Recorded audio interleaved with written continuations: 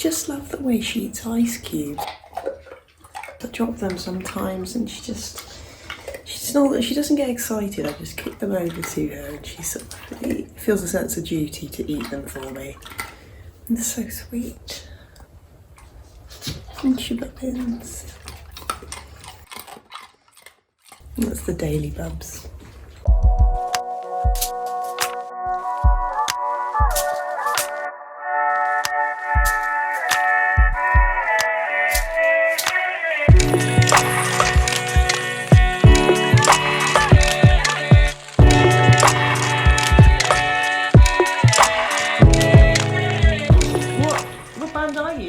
Dig Lazarus. Dig Lazarus? Yeah. Cool. So what have you been trying to get done today?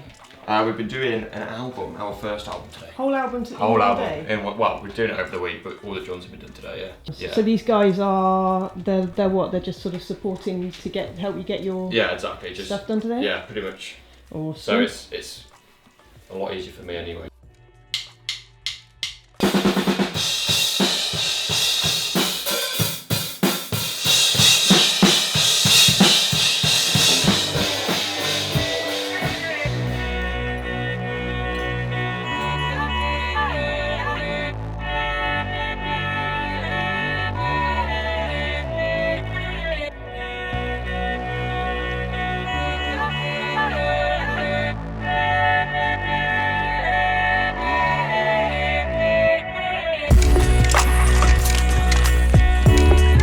Welcome to the Espertron episode 3. I've got to make this quick. I've got so much work on and I really don't want to get into the trap again, like the last vlog of filming enough stuff and just going, I can't edit this, there's just not enough time.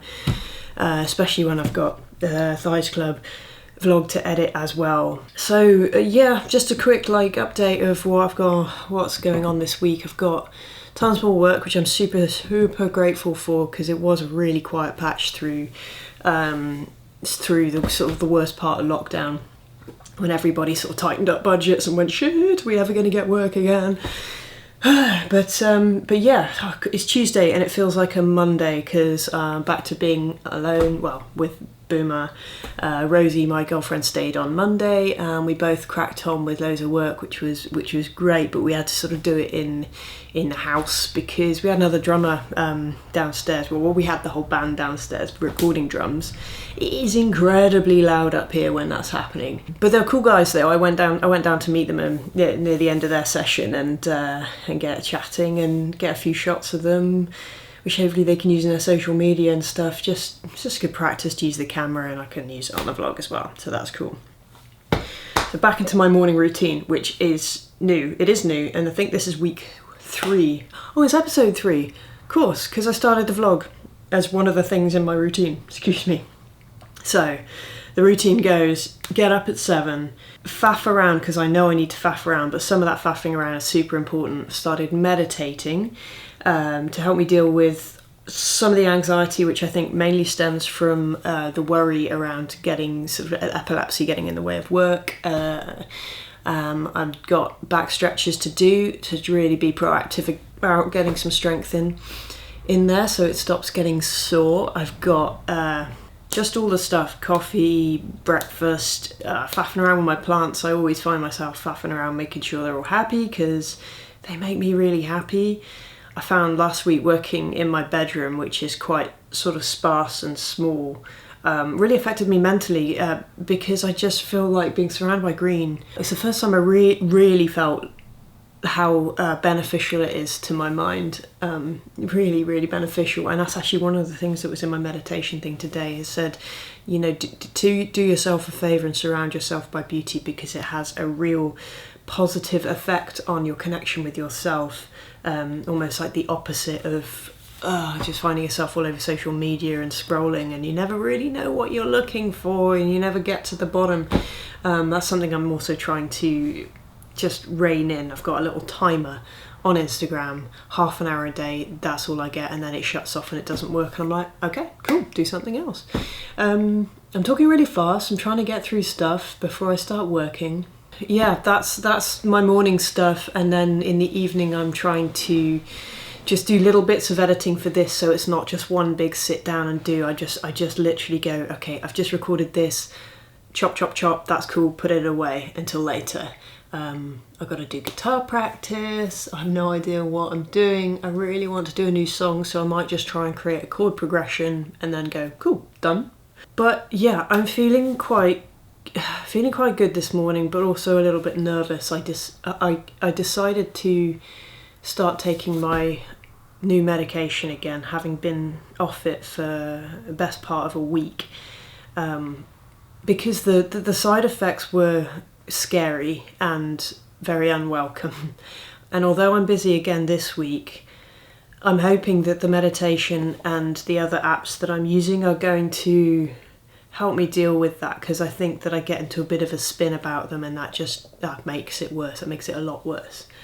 And I have a blood test on Friday to check how I'm metabolizing the new drug, so that we can try and get the right levels to actually be beneficial, and then try and stop the focal seizures, which would again stop so much of the stress, because if they stop, I can just concentrate on life. So a little bit nervous around taking that again. Took it last night, took it this morning. Probably half an hour has passed, and I'm just gonna really, really try not to think about it. Talking about it is probably not the best thing. That's the main stuff that's going on so far. Just right. I haven't actually done my stretches yet. That's next. Let's do that.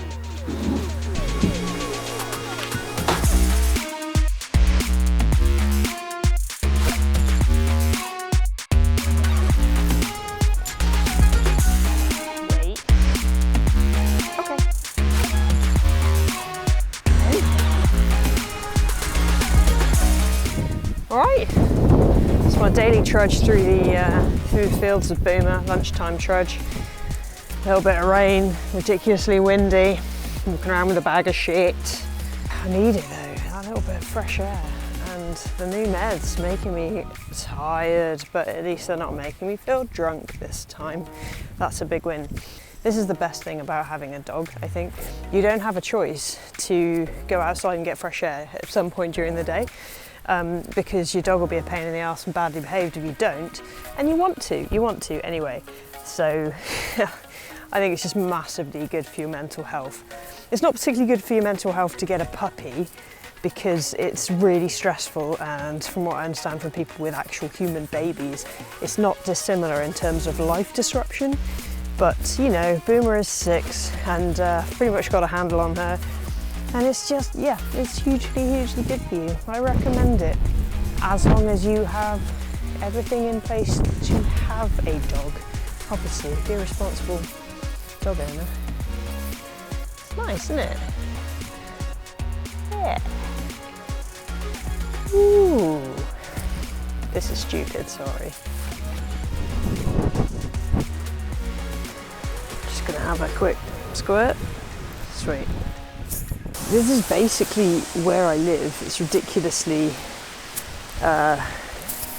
Cotswoldy, and there's lots of people with very, very nice, pretty houses and Porsches and Teslas in their driveways.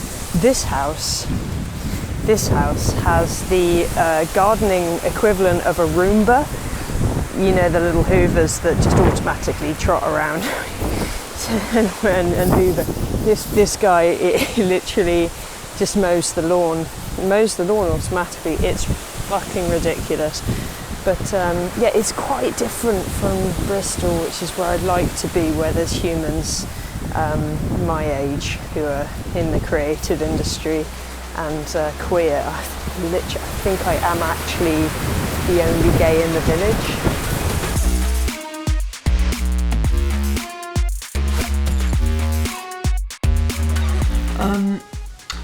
It's Wednesday morning. I don't know if I'll always intend to do a little daily update. I might end up with just too much to edit. But it's the third day of getting back on my new medication, carbamazepine.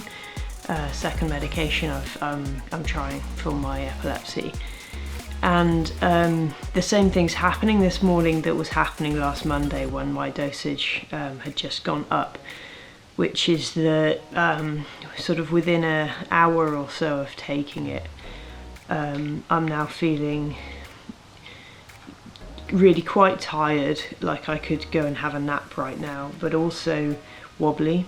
I basically feel like I've just had like one or two drinks, but without that kind of nice feeling of having a couple of drinks, just with the kind of lack of coordination and the sort of difficulty with fixing my eyes on anything in particular, and just a bit of a soft focus there. My eyes are a bit unwilling to focus on anything.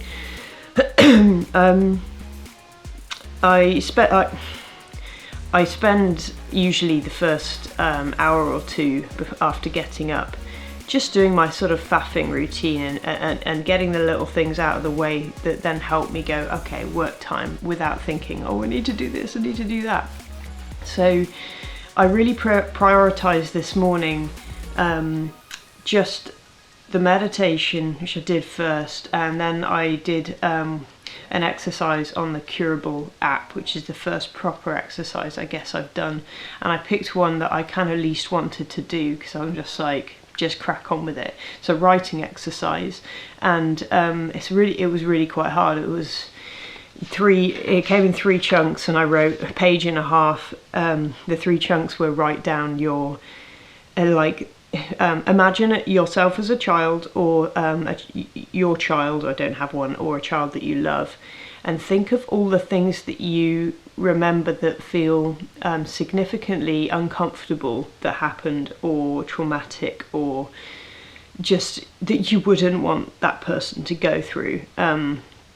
Followed by kind of the same thing as an adult, and then it was to think of self-imposed sort of negative qualities that you feel like you have about yourself. For example, perfectionism, self-disdain, hating my body, my inner critic, putting other people's sort of emotional happiness first before myself, which kind of also is codependence basically.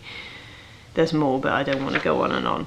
So that was really quite a difficult exercise. I should have done that before meditation, because that for meditation centered me, and this has pulled the rug out a little bit, but it's a kind of groundwork thing.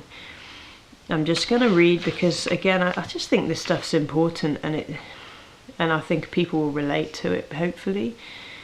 So it asked me at the end to circle 3 things, I heard 3 or 4 things that give you, when you read it back, the biggest physical response, where you actually feel it somewhere in your body when you think about it, and you think about it properly. And the things for me were from childhood: feeling unattractive, especially sort of as a sort of an older teenager, feeling really unattractive. And I picked another one from that list, which was a real trauma around being sort of told off, and making somebody, especially parents basically, especially my mum, angry and upset, and especially upset, and feeling like something I did was so wrong that it had actually really upset them. So that was, those 2 things had this feeling of tightness in my chest and a lump in my throat. Actually, it's happening now, even just thinking about it. So those were the ones I circled on there. Adulthood, the things that made me feel something physically the most, and again it was the same sort of physical feelings, were the grief of my ex leaving me for someone else, and just a huge dislike of my own body, and feeling huge shame around it, and huge shame around binging when I'm binging, because I really binge and restrict always. And the self-imposed pressures I put circles around were, again, hatred of my own body, and a shame of facing my emotions, specifically shame of crying, the shame I feel, and the dislike of physically letting an emotion go and crying, which is obviously quite a deep-rooted thing, and I still have it, even though logically I know it's so important to cry about everything and anything. it's still there. Huge shame. So sorry that's a real downer, but I feel like that's super important and powerful stuff, and I think it's going to inform the future lessons and sort of workshoppy things that the Curable app is going to take me through. But on top of the emotion that's brought up and feeling essentially a bit drunk, it doesn't feel like the best setup for my day. Again, I've got a busy old day and lots of work to do. I do feel a difference from last week when I felt this physical feeling from having taken a new drug, which is A, the knowledge that last time it was quite a lot worse. I was having to hold on to furniture to move around, and B, last week it went away after about half an hour, 45 minutes. And C as well is I feel like I can give myself permission to go and lie down. All of the work I have, I will have time to do it. I do believe that, and I think it's so important not to make the stress of this side effect worse by thinking, oh God, how am I going to do anything? I'm useless. I can't even work. I can. I know actually logically I can, and I'm giving myself permission to go and lie down if this feels worse, and just wait for it to pass, and just wait to feel better. So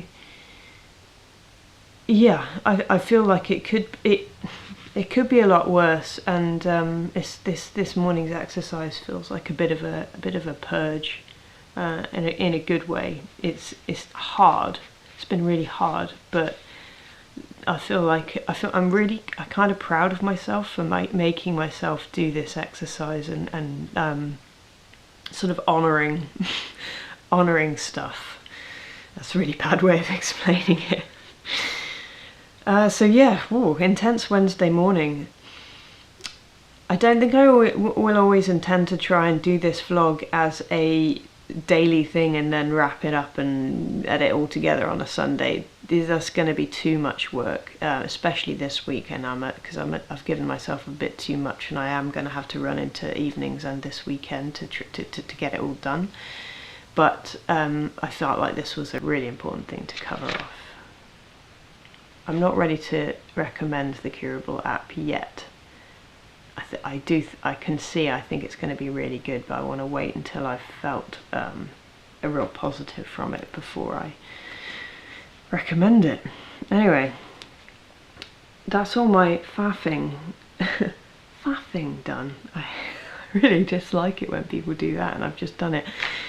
That's all my time spent this morning between waking up and needing to sit down and do some work.